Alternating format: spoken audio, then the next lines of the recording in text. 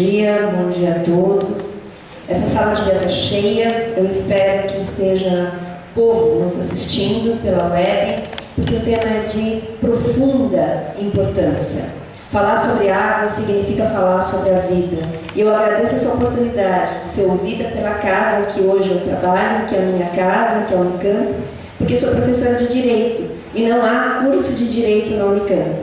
E ser ouvida por essa casa, pelo Penses, para poder apresentar o tema como um fórum estratégico, é fundamental. Nós devemos conhecer o que vem a ser a água, esse bem fundamental para a nossa existência. Então, a minha fala vai ser primeiro de conscientização, e com alguns aspectos legais, porque eu sou de Direito, e desde 99 esse é o tema que eu venho me dedicando. Senhoras e senhores, algo muito importante. Não dá para pensar em qualquer que seja o empreendimento, qualquer que seja a ação particular ou pública, se não levarmos em conta a questão das águas dos nossos recursos hídricos. A própria Unesco já declarou isso há muitos anos, a humanidade sabe disso há muitos anos, uma vez que escolheu viver próximo à água e assim formou-se as civilizações ao longo da nossa história.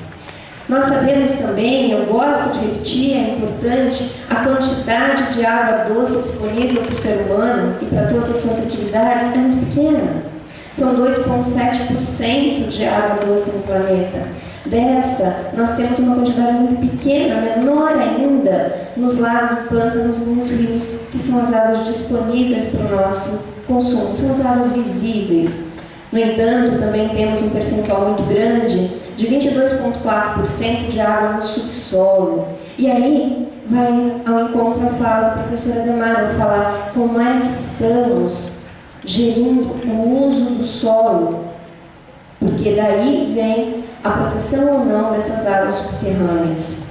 O Brasil é detentor, olha que demais, de aproximadamente 13% da água do mundo, dessa água doce e líquida. No entanto, como é que a gente está cuidando dessa água? Nós vemos aí a questão da região sudeste, onde estamos inseridos, e em 2002, esse é o último estudo que eu encontrei, onde define quantidade de população, área territorial e disponibilidade hídrica, feito pelo Rebouças, e ali há 12, quase 13 anos, nós tínhamos que 42,21% da população vivia já na região sudeste. Eu tenho certeza que a população é muito maior. E somente 6% dos recursos hídricos estavam nessa região. E agora nós sabemos que é menor esse percentual. Isso tudo nos assusta, nos leva a refletir, vamos pensar juntos. E a própria Constituição, a lei, ela diz o seguinte, que a vida é um direito fundamental, ora senhores. Então, dessa forma, a água é também um direito fundamental, porque sem água não há vida. E a Constituição, ela traz no seu artigo 225 uma questão muito, muito importante. Não basta ser vida, uma pseudo-vida, qualquer vida, mas uma vida saudável. É a busca da sadia qualidade de vida. Então é necessário ter água e água com qualidade. Isso é fundamental. É a única forma de termos, então, uma vida digna, como brasileiro ou como qualquer que vive dentro desse território. Bem, o próprio Rebouças, que eu gosto muito de usar os trabalhos dele, ele nos distingue o que é água e o que são os recursos hídricos. A água é aquele elemento natural desvinculado de qualquer uso ou utilização. É toda essa que está na natureza. Mas somente é chamado de recurso hídrico a água quando ela é considerada como bem econômico, né? E é passível de utilização para tal fim. Então, quer que seja, né, utilizemos o termo água ou recurso hídrico, ambos, né, se pensarmos nessa divisão, há o perigo, estão em perigo. Né? A própria lei, ela traz, a Lei da Política Nacional de Recursos Hídricos, datada de 1997, os chamados usos prioritários dentro dos vários usos que são os usos múltiplos da água. E esses usos prioritários, eu tenho ali o consumo humano e a dessedentação de animais. E isso quando ocorre a escassez. Escassez é essa que estamos vivendo. Como é que está a questão dessa gestão para voltar essa água ao consumo humano? Esse é prioritário. É isso que está sendo feito? A distribuição dessa água, né, ela tem como abastecimento humano 27%, a irrigação 40%, a indústria 17%, turismo, lazer e outros usos, nós temos aqui 16%. Vejam, agora é a hora. Precisamos de novas tecnologias para a irrigação, para o uso da água na agricultura. Precisamos de novas tecnologias para o uso da água na indústria. E, obviamente, aquilo que nós brasileiros estamos fazendo nessa região sudeste, o uso adequado da água em razão da quantidade que nos é disponibilizada.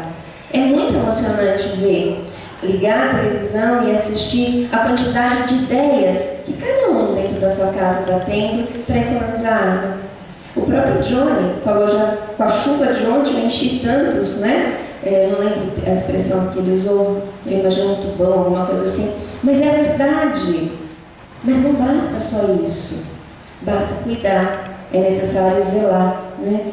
Então, é necessário a criação de verdadeiros mecanismos de gestão da água. Porque nós vivemos um momento de crise.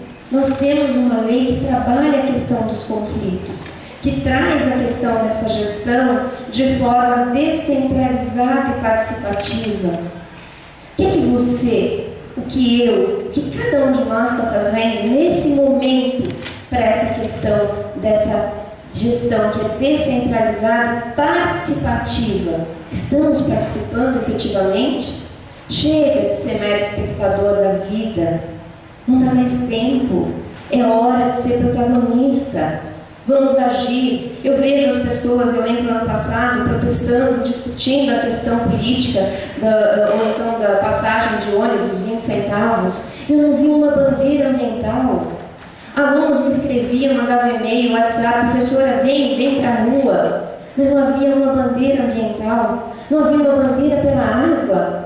Água é vida, sem água a gente não pode nem protestar.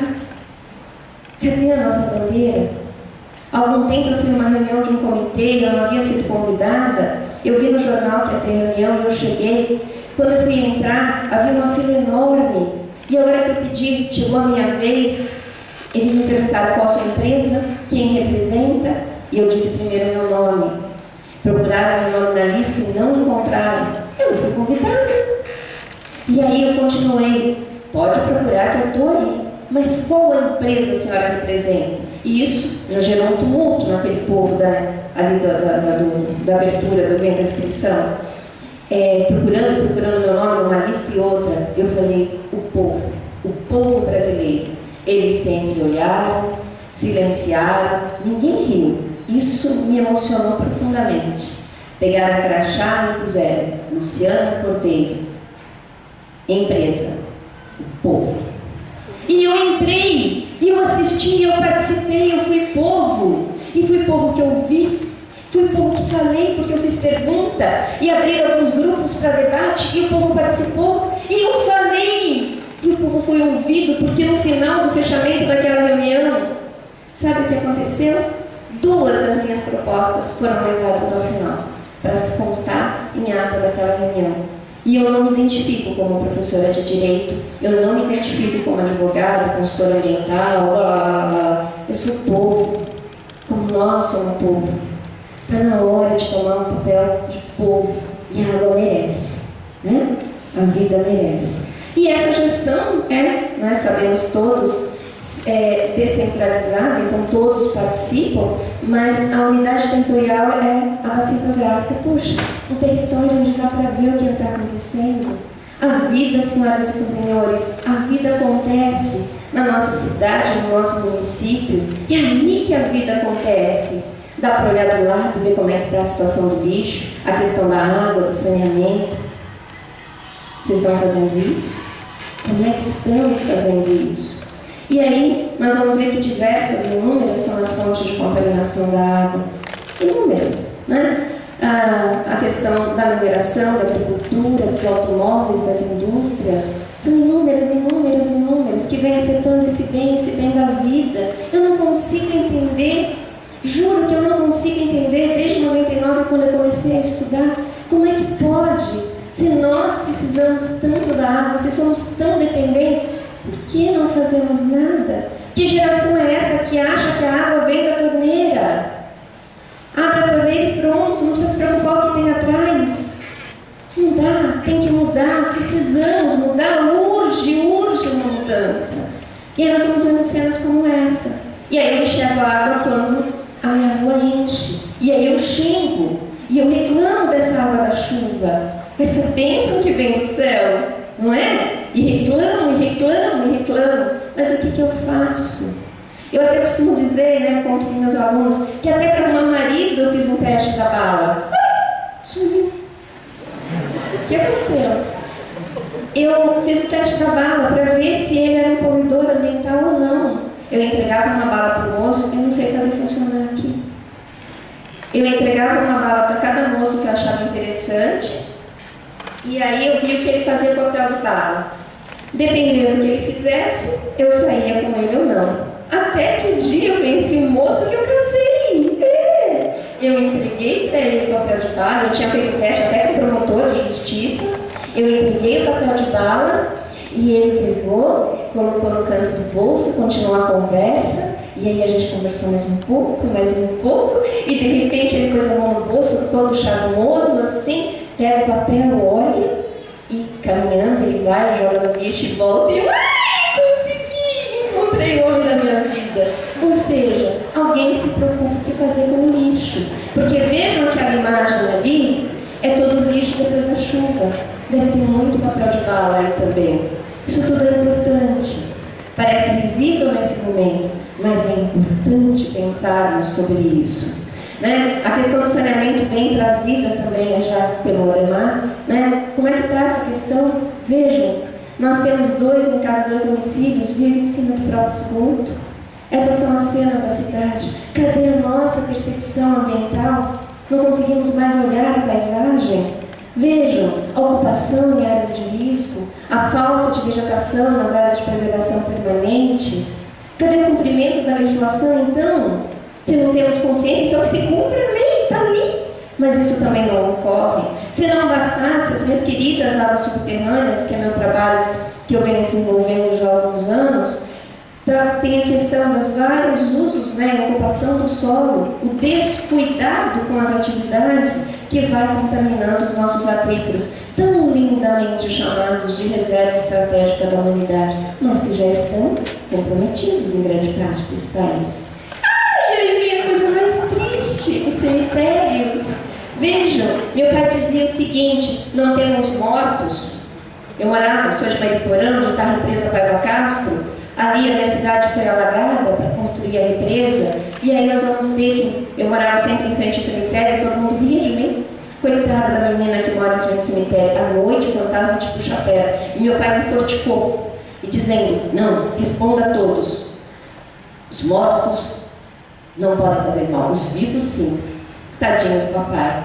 Disse que não sabia, mas os mortos também podem fazer mal para o meio ambiente. Depois do nosso catapimba, há, né, o necrochorume, que vai gerar uma contaminação de solo. Há diversos estudos, né, da má construção de cemitérios em todo o Brasil. E voltamos à escassez. Depois dessa breve mesmo, esse breve exercício de conscientização, nós vamos falar que menos de 500 metros cúbicos habitante ano significa escassez. Estudos já mostram que nós temos uma disponibilidade muito inferior a isso. E quando falamos de escassez, nós temos 4 viés a serem discutidos. É a escassez política, sobre o viés da questão política, e aí vem as decisões essas que interferem, sim, no planejamento, nos estudos feitos pelos técnicos, e isso é sério. A questão econômica, que também vai deixar de lado a questão da prioridade do consumo humano para as atividades que são econômicas, um total desrespeito à lei, a questão social que afeta é a miséria, a pobreza e a doença, a falta dessa saúde, dessa qualidade da água e a questão ambiental quando olhamos o todo que nos cerca. Então, aquelas imagens eram justamente para construir essa percepção. E nós, já há alguns anos, foi anunciado que na Grande São Paulo já havia uma disponibilidade de 250 mil litros habitante ano, e no PCJ 408. E no Oriente Médio, 450 mil litros. Desde a minha infância eu sempre ouvi falar que lá faltava água. Senhoras e senhores, podemos afirmar, aqui falta água. Vivemos uma situação pior que no Oriente. Aí eu encontrei, pesquisando uma linha do tempo sobre a questão da cantareira, da escassez, que em 2003, 12 de 10 de 2003, nós teríamos água em 2010. E o que foi feito? Aqui está o sistema cantareiro, né? Muito bem planejado, mas ele foi feito para a década de 70, dimensionado para aquela população, por X anos, mas um aumento populacional muito grande, né? Na nossa região.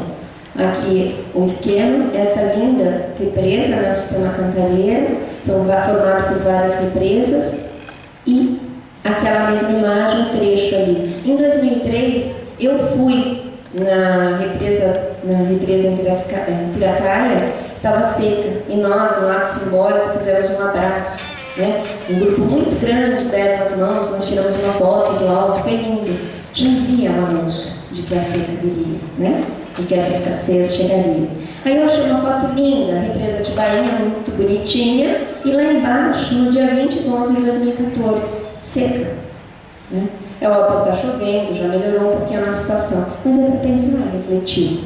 Aqui é um dado, né, quando começa o bombeamento do segundo volume morto.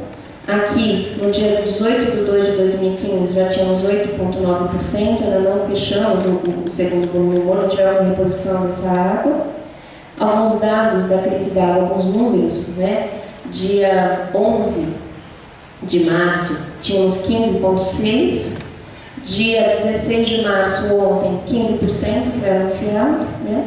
E nós temos aí que ela se recuperou, mas ela não chegou ainda a poder já repor aqueles chamados volumes mortos que foram utilizados.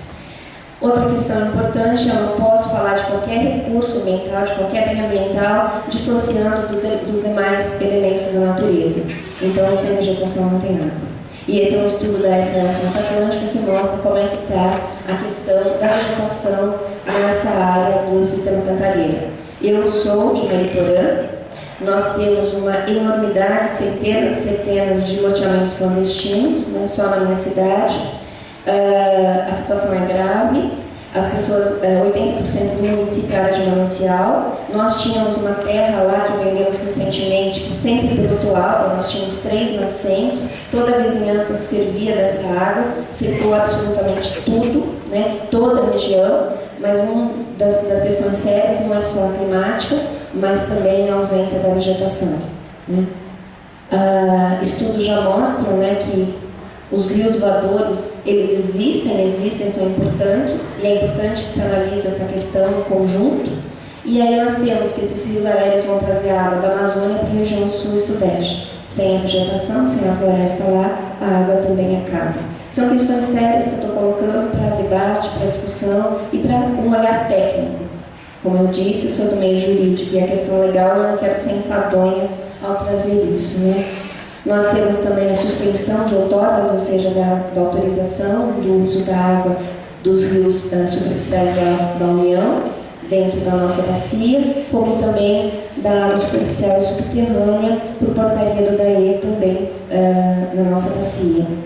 Aí nós temos uma proposta, né, para o colapso da cantareira. Essa proposta é trazer água do Paraíba do Sul para cá, quer dizer, tirar de um, esvaziar, né, você cobrir um santo e descobrir outro. E aí nós temos que, em novembro de 14, foi assinado um acordo a contragosto, obviamente, pelos outros governadores, para poder acudir São Paulo, permitindo a contratação. E a notícia do dia 14 é que essa contratação, que ia ser emergencial, no mesmos modos das obras do PAC, né, teve um problema com a licitação. O problema é esse que agora travou tudo e a gente vai ter uma demora muito maior para conseguir essa contratação. Senhoras e senhores, eu quero agradecer a oportunidade de falar com vocês. Eu gosto sempre de trazer isso para pensar, né? Depois a gente discute lei. Nós teremos uma oportunidade de estar aqui, né? 2 dias discutindo esse tema, vários palestrantes de áreas técnicas e jurídicas que vão estar complementando esses dados que eu trouxe. E aí, só para fechar, se o professor Júlia me permite, quero fazer autopropaganda. Eu tenho 2 livros sobre águas jurídicos, um que fala da legislação de Política Nacional de Recursos Hídricos e outro já águas subterrâneas, a questão do uso do solo. E aí, agora que está nascendo a minha filhinha, que é a Clara, Gotinha d'Água, que agora em maio acho que está pronto, é um livro infantil, é lindo, muito bonitinho, para os filhos lerem e educarem seus pais, e uma cartilha, né, que eu estou fazendo, que é a cidadania para a água, né, um olhar para as águas e a ideia de construir uma cidadania, tornarmos verdadeiramente protagonistas nessa questão. Então, esses 2 eu acredito que em maio já está pronto, professor. Obrigada e um bom evento para todos.